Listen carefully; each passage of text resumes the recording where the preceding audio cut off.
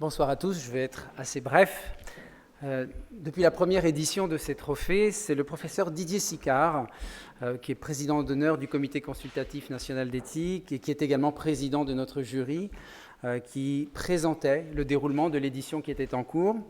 Malheureusement, il n'a pas pu être des nôtres, il s'en excuse vraiment très profondément, il vous prie de l'excuser, et il m'a chargé de le remplacer pendant ces quelques instants. Cette 6e édition des trophées, il faut savoir qu'elle était au préalable programmée en 2020 et que, évidemment, les conditions sanitaires que nous avons tous connues l'ont déprogrammée et l'ont repoussée à cette année. Alors, comment s'est passée cette édition ?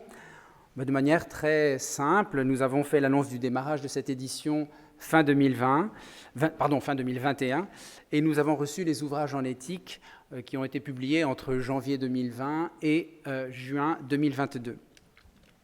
Alors, il y a eu une première présélection basée sur des critères évidemment académiques, et à la suite de cette présélection, il y a 11 ouvrages qui ont été retenus, des ouvrages aux thématiques très variées.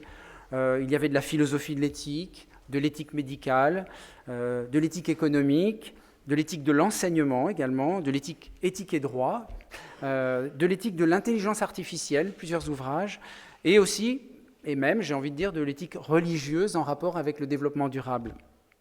Alors, chaque livre a été transmis à 2 membres du jury, l'un spécialiste du domaine et l'autre un peu moins, voire pas du tout, parfois pour croiser justement les points de vue, c'est ça qui est intéressant.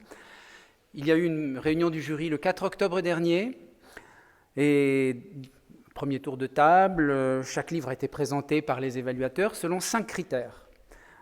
La rigueur du propos, l'originalité, l'innovation de l'ouvrage, son applicabilité. Qu'est-ce qu'on entend par applicabilité ? C'est la possibilité que les idées qui sont exprimées dans l'ouvrage puissent se traduire dans des actions concrètes. L'impact quantitatif potentiel, c'est-à-dire finalement quelles sont les populations qui sont concernées, et plus il y a de populations potentielles, évidemment, plus l'ouvrage a de la pertinence dans ce sens.